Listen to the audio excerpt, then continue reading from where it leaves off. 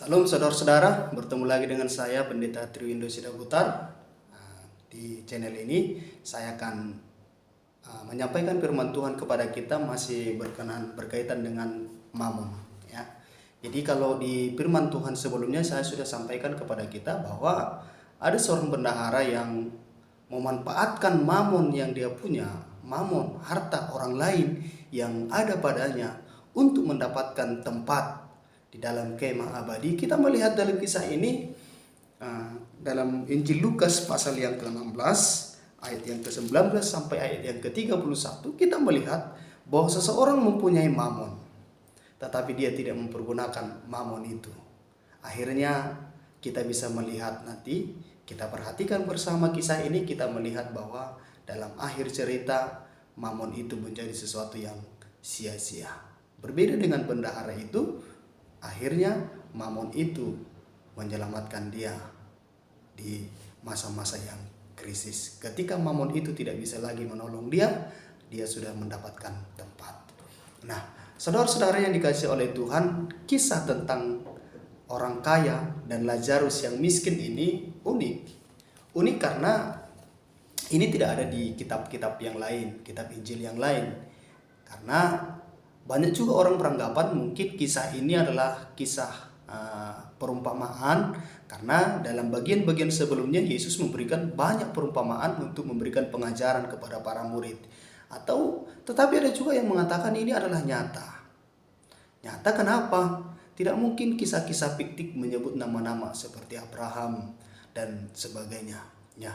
Tetapi persoalan kita sekarang bukan persoalan apakah kisah ini fiktif atau kisah ini adalah kisah yang pernah benar-benar terjadi, tetapi kita diberikan satu pembelajaran penting dari kisah ini, yaitu bagaimana seseorang itu ternyata gagal mempergunakan sesuatu yang ada padanya.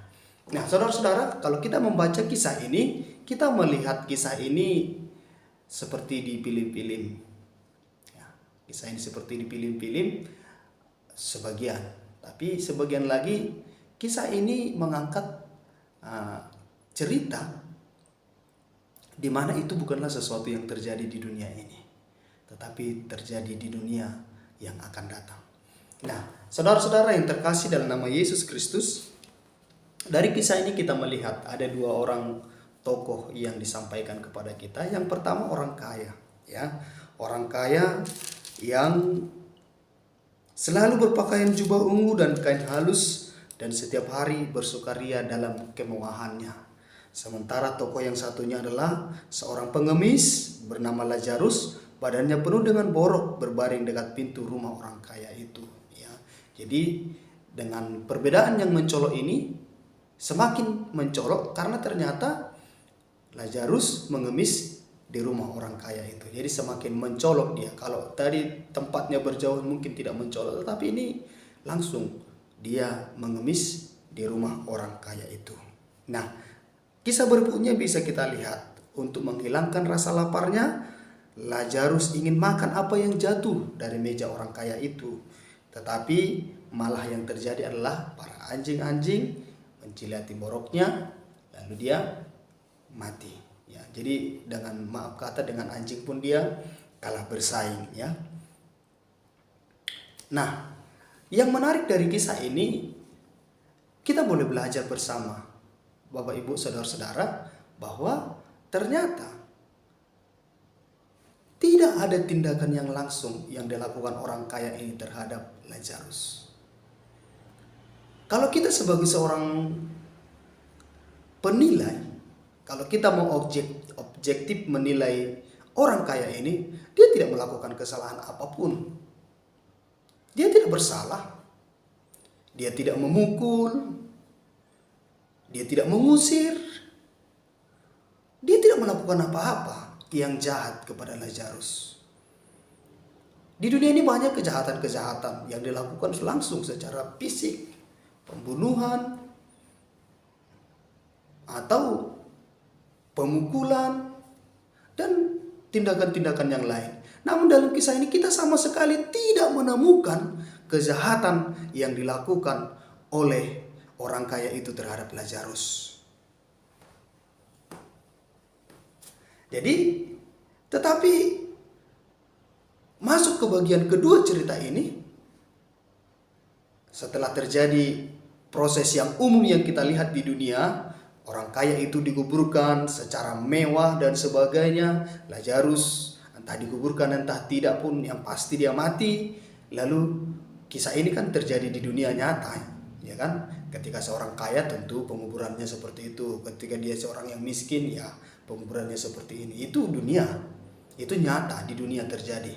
Tetapi itu juga memberikan pengajaran kepada kita.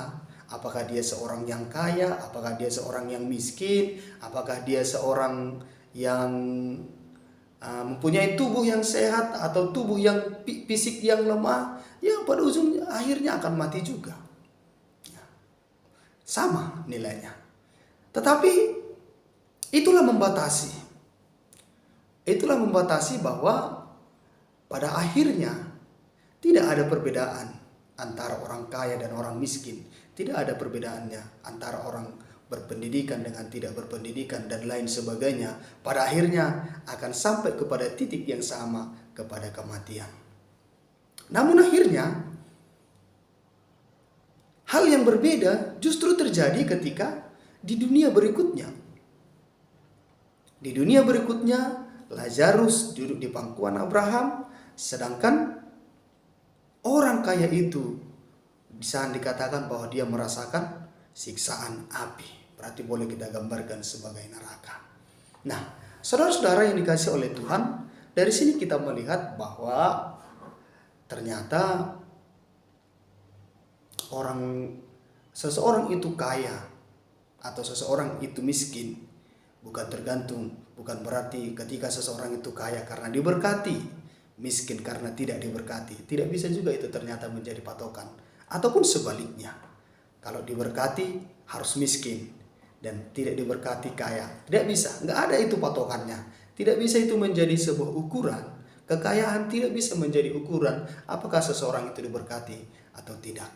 Ya, yang pasti kedua-duanya akan mendapatkan nilai, yaitu kematian. Nah, di dunia kematian, saya katakan tadi ini masih berhubungan dengan mamon. Kenapa saya berani katakan ini masih berhubungan dengan mamon? Ketika di dunia, ketika masih hidup seperti kita masa kini, orang kaya itu memiliki segalanya. Kalau kita melihat sebenarnya kisah sebelumnya, bendahara yang tidak jujur, bagaimana dia mempergunakan harta yang bukan miliknya, dia mempergunakannya untuk mendapatkan tempat. Dalam kisah ini kita lihat, meskipun orang kaya itu tidak membunuh Lazarus, meskipun orang kaya itu tidak menyentuhnya secara fisik, tetapi dia mendapatkan upahnya karena dia tidak mempergunakan mamon yang ada pada dirinya untuk menolong Lazarus. Dia punya kesempatan itu. Dia punya mamon yang tidak jujur itu. Itu yang saya katakan bahwa sebenarnya paling gampang jika sesuatu itu bisa dibeli dengan uang. Sebenarnya paling gampang jika sesuatu itu bisa diukur dengan uang. Dalam kesempatan ini sebenarnya orang kaya itu punya waktu, punya kesempatan, punya peluang. Bahkan Lazarus sudah di rumahnya. Dia tidak harus mencari lagi orang yang mau ditolong. Dia tidak harus mencari lagi orang yang harus dikasihi. Enggak. Itu sudah ada di hadapannya langsung. Tetapi dia tidak mempergunakan mamon yang ada pada dirinya untuk menolong. Dan kisah yang berbeda kita lihat bahwa yang seorang pengemis, tapi jangan kita menjadi terdorong menjadi seorang pengemis, ya, bukan. Tapi yang pasti fakta dalam Alkitab ini bahwa yang pengemis mendapatkan tempat dalam pangkuan Abraham, sedangkan orang kaya itu mendapat tempat dalam siksaan neraka. Nah, saudara-saudara yang terkasih dalam nama Yesus Kristus, berkaitan dengan penggunaan uang mamon ini, seharusnya kita belajar bagaimana dari dua perumpamaan ini. Bendahara yang tidak jujur memanfaatkan mamon yang diberikan padanya. Sementara orang kaya itu juga ada padanya mamon, harta. Tetapi penggunaannya berbeda. Kalau yang pertama, dia betul mempergunakan uang tuannya untuk mendapatkan keselamatan, tanda petik keselamatannya. Sedangkan orang kaya ini, dia berdiam diri, tidak menggunakan apa yang dia punya, sumber daya yang dia punya untuk menyelamatkan keadaannya. Dan kita bisa melihat kisah akhirnya adalah penyesalan selalu datang terlambat. Penyesalan itu selalu datang terlambat. Jadi yang diharapkan sebenarnya dari firman Tuhan ini, jangan sampai nanti nyesal. Selagi masih ada waktu sekaranglah. Kalau kita melihat kisah ini, di sini juga dikatakan bahwa karena dia sudah tidak bisa lagi diselamatkan, dia berpikir untuk menyelamatkan saudaranya. Ternyata kalau orang sudah mati, terpikir juga bagaimana supaya saudaranya selamat ya. Ternyata mungkin berarti itulah gambaran neraka itu. Neraka itu akan membuat pikiran seseorang terbuka. Ya. Neraka itu akan membuat pikiran seseorang terbuka supaya keluarganya, saudaranya tidak mengalami nasib seperti yang dia alami. Ya. Tetapi penyesalan selalu terlambat. Itu yang saya katakan tadi, dia mau menyesal juga tidak bisa karena sudah ada pembatas antara tempatnya dengan tempat Lazarus. Ada jurang yang cukup jauh, jurang yang cukup dalam. Lalu dia katakan lagi, suruhlah Lazarus supaya pergi kepada saudara-saudaraku. Saudara-saudara yang dikasihi oleh Tuhan. Kehidupan orang beriman masa kini juga seperti itu. Mungkin manusia lebih suka sesuatu itu kalau mujizat akan membuat seseorang percaya. Kalau ada peristiwa-peristiwa besar akan membuat seseorang percaya. Saya mau katakan itu peristiwa itu tidak lagi relevan, tidak nyata. Kenapa saya katakan itu tidak pernah mujizat, perbuatan-perbuatan besar tidak menolong seseorang, belum tentu menolong seseorang untuk percaya. Ketika Yesus memberi makan 5.000 orang dengan 5 roti dan 2 ikan, apakah langsung orang banyak percaya? Tidak juga. Malah banyak orang yang salah fokus. Mereka terus mengikuti Yesus, tetapi karena apa? Ya karena mereka makan, yang mau makan gratis. Jadi bukan karena Yesus melakukan mujizat. Seberapa besar itulah yang dilakukan, yang diperbuat oleh Musa ketika dia ingin membebaskan bangsa Israel dari perbudakan di Mesir. Bukan kurang banyak itu perbuatan-perbuatan ajaib itu. Tapi apakah membuat Firaun percaya? Tidak. Apakah itu membuat bangsa Israel percaya? Oh, masih beberapa kilometer mereka berjalan, mereka sudah katakan tidak ada Tuhan. Nah, jadi mujizat tidak serta-merta membuat orang percaya kepada Tuhan. Tidak. Jadi apa sebenarnya membuat kita percaya adalah apa yang disampaikan oleh Abraham di kisah ini. Dia katakan ada. Di sana ada disebutkan bahwa mereka sudah mendengarkan kesaksian Musa dan para nabi. Ya, ada firman Tuhan yang harusnya menjadi pedoman bagi mereka. Ada pengajaran-pengajaran yang seharusnya menjadi pedoman bagi mereka. Tetapi kalau mereka tidak percaya itu, mereka juga nggak percaya. Walaupun ada orang yang mati, bangkit kembali, nggak percaya. Ketika Lazarus dalam kisah lain yang diselamatkan, yang dibangkitkan oleh Yesus bangkit, apakah mereka langsung percaya ke situ? Apakah mereka percaya kepada Yesus? Nggak juga. Malah ada yang ingin bersepakat untuk membunuh Lazarus. Nah, artinya apa? Bahwa mujizat tidak serta-merta membuat seseorang itu langsung percaya kepada Tuhan. Tidak. Tapi mendengarkan ajaran firman Tuhan, mendengarkan pengajaran Di sini disebutkan pengajaran Musa dan juga nabi-nabi. Itu. Jadi dari firman Tuhan sebenarnya kepercayaan itu timbul, bukan dari mujizat-mujizat. Bukan. Itu terbalik. Tapi ketika seseorang mempercayai firman Tuhan, mujizat bisa terjadi, bisa. Tapi ketika terjadi mujizat lalu berharap seseorang percaya, banyak orang ketika mendengar seseorang bisa menyembuhkan orang lain, dia datang. Ya dia memang datang. Untuk apa? Untuk mendapatkan kesembuhan. Kesembuhan apa? Kesembuhan fisiknya. Keselamatannya? Belum tentu. Jadi terbalik.